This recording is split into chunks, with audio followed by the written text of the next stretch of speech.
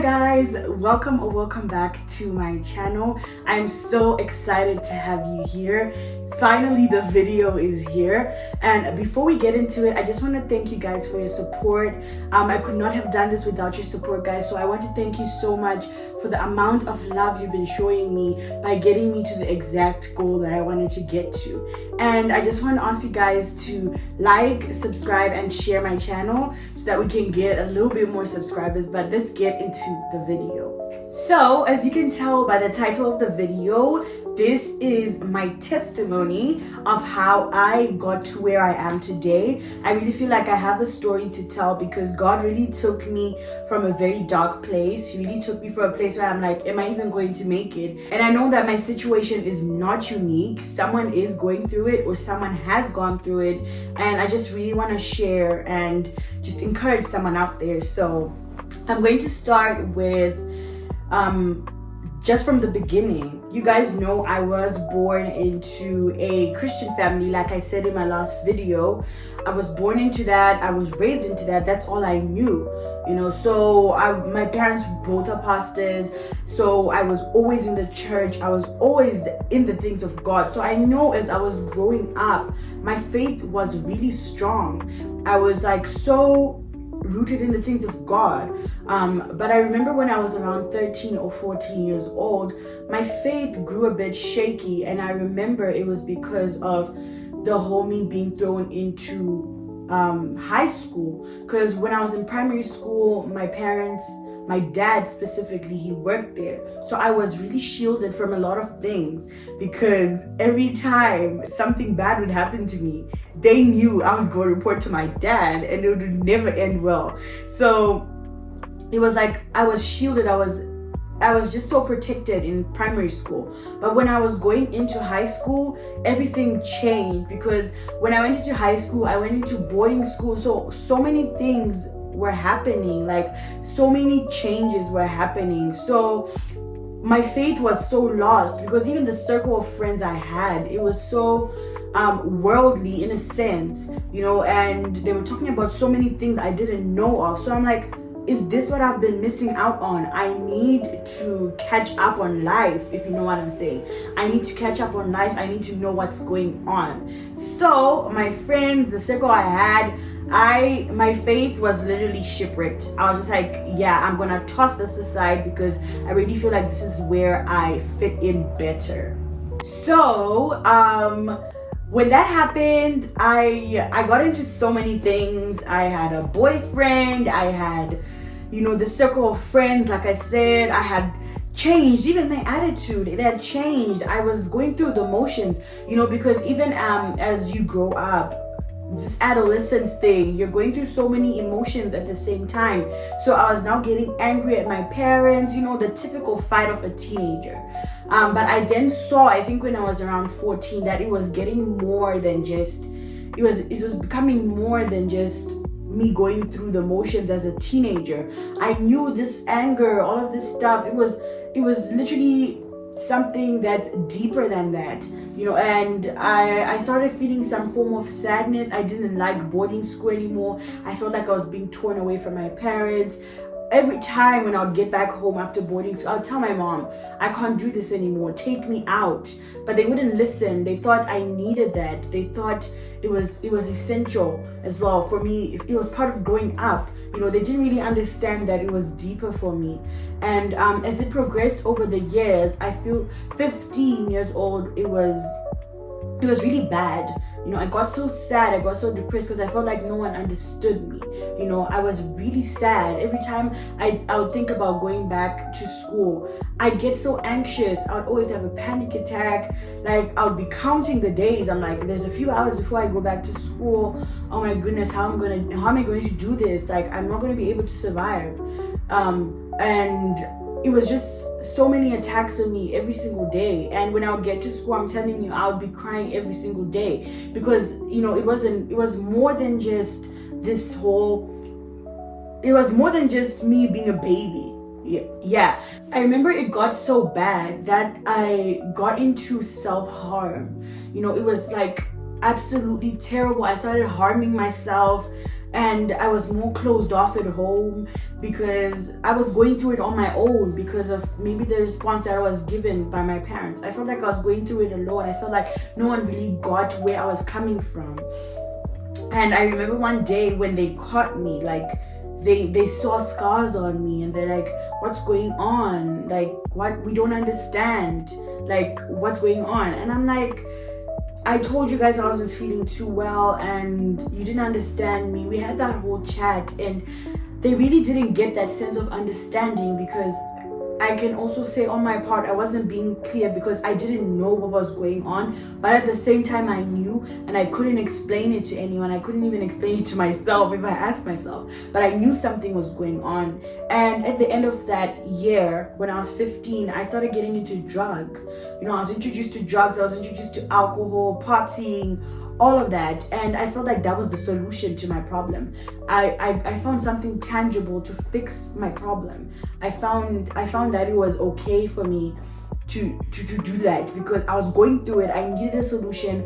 I became happier. Even whenever I was under the influence, I got so happy that it was unexplainable. My parents thought I was good. My parents thought I was better. They thought everything is fixed now. She's out of it. She's finally, accepted the fact that she's growing up. And I got out of my shell. I was now out of my room.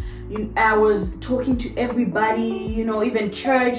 I would all of that, but they didn't understand that was coming from a place where it's like I'm under the influence 24/7, guys. Whenever I got the chance to have access to these things, I'll get access to them. I would go under the influence, I would be happier, but it was fluctuating. There was some days where I didn't have that, and my parents would see me going back to my room. I would just get back into my shell.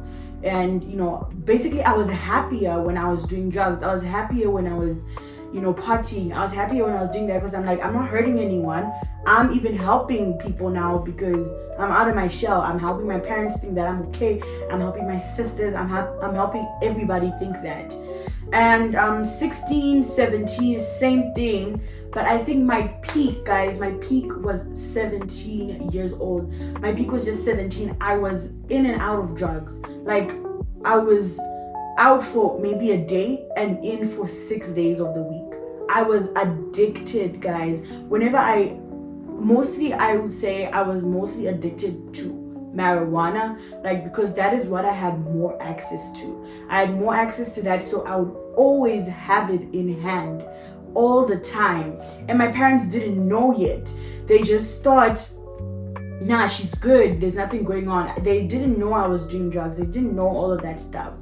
But they started noticing changes in me. Even my appearance, guys. I even saw that I was looking different because of these drugs. I was looking so different. I just couldn't explain it. And 18, I finished my high school. I was so happy. So I had a cause to celebrate. I was going out often. I was just doing drugs a lot. I was just in and out of the house, and it got so out of hand. Last year, that's when I think that was the worst time of my entire life. Last year was the worst time of my entire life, beginning of last year, because I could not go hours without it. I could not go hours without it. I could not go I could smoke every single hour of the day, just because the second I felt like I was coming down, it was a problem. The thoughts started creeping in, everything started creeping in, the sadness, all of that.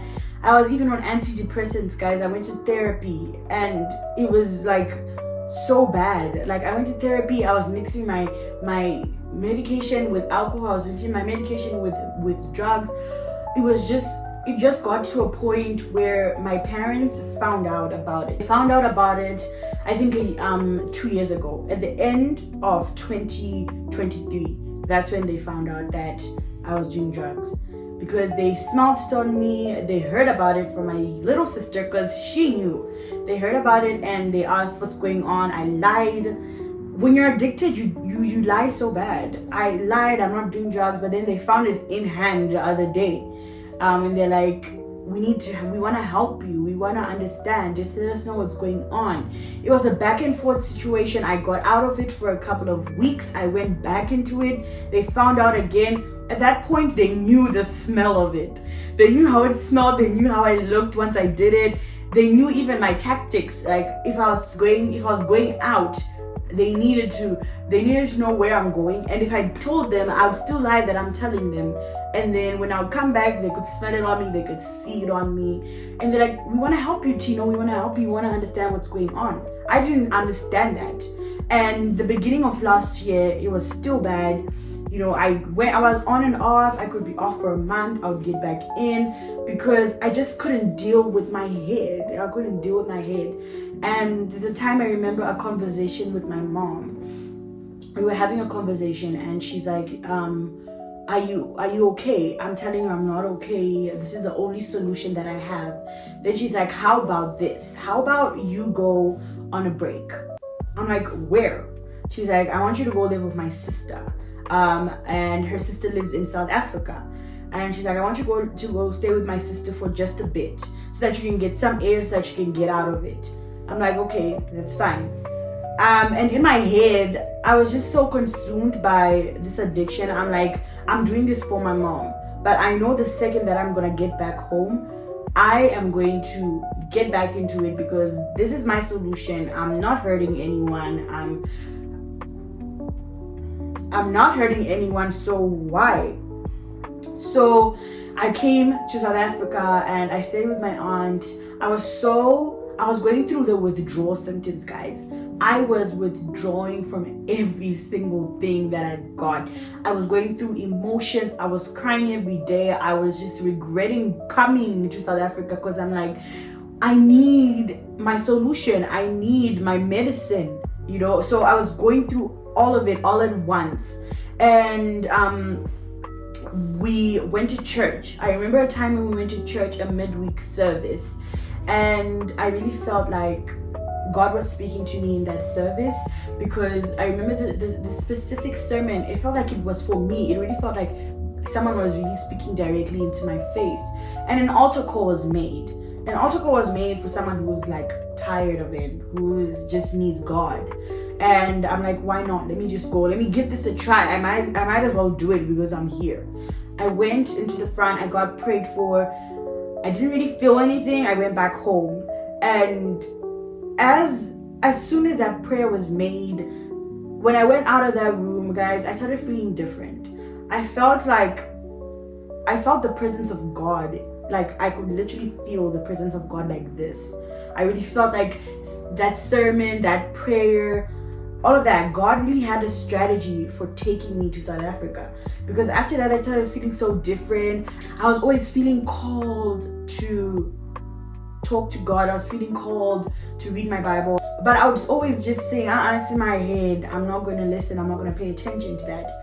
But the second I opened my Bible when I was in South Africa, guys, I'm telling you, things shifted. And it's just taking me to a point where I'm realizing that, you know, like I said, God is a very strategic God. And it took my choice to just go and read my Bible. It took my choice to go be prayed for. It took my choice to even go to church. I could not have gone to that church that night, and I do not know where I could have been. It had to take my choice. It had to take my push to be able to allow God to even encounter me, you know. And I stayed for a month here. Things changed. But the second I got home, guys, like I had my dealer's numbers in my phone. Everything had changed, you know. So the second I got home, I felt like, yeah, I'm on top of the world. But I was faced with so much temptation. My dealers were calling me, why aren't you buying? Why aren't you this? Why aren't you that? And, you know, I felt like I was in a headspace where I'm like, where do I go? What do I choose? And I remained sober for the rest of the year. You know, I was now trying to get myself out of that addiction by going to church. I was trying to get myself out of all of that by, you know, just not immersing myself in all of that stuff, in just in my head. And the rest of the year was going smoothly. Not that there were no cravings, temptations, but the rest of the year I was going at it sober. And last year, I think in November, December, definitely then, I just had a calling from God. I heard God's voice very audibly. Like, it was not from anyone. It was directly from God. I specifically heard God say to me, I need you to go to Bible school. I'm like, what? Like, what do you mean Bible school? I'm literally not anywhere near wanting to go to Bible school. I want to still navigate through this addiction. I want to get out of it. I want to fully detox before I think of that. And he kept saying the same thing over again. I need you to go to Bible school. And I'm like, okay, that's fine. I'll go to Bible school. Then I prayed on a specific, I want a specific Bible school that you want me to go to. Like, at least now tell me which Bible school you want me to go to, God. And I specifically heard Charis Bible College. And I was a bit skeptical at first because I'm like, are you just saying that because my mom went there? Or are you saying that because that's where you want me to be? And again, he's like, I want you to be there, specifically there. And I was in a season where I'm like, I've chosen God, so I might as well obey. If I'm choosing him, I might as well obey. So I talked to my parents about it, and they're like, wonderful decision, we're so happy for you. I'm telling you guys, they were so ecstatic because they're like, they never thought that they would see me asking to go to Bible college. Like a few months ago, we were just addicted to marijuana, so it was a whole shift, and it didn't take them to tell me that they want me to go to Bible school. I went to them, so it was quite shocking, but they were so proud of me. I applied to Bible college, Charis Bible College. Initially, I wanted to go to Colorado, the Colorado campus, but again, I heard God say, I want you to go back to South Africa. And I'm like, okay, I applied to South Africa, and here I am today, guys. It is an absolute journey, and I didn't know God could be able to do this in just a short space of time. I thought it would take me about 2-3 years after the whole situation to be able to apply to Bible school, but here I am today. So my encouragement to any of you is God can literally take you out of nothing and he can make you something.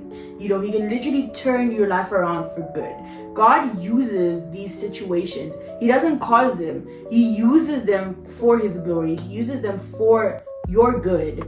So, here I am today, and I'm the happiest person ever. Depression is gone. Anxiety is gone. All that sadness, every voice in my head, guys, it is absolutely gone because I chose God. I chose to let him be my medicine. I chose him to let him instill joy in me every day of my life after that decision that I made. So, you could be there asking, how? God is always the answer. He was literally waiting for me to just make the choice and choose him.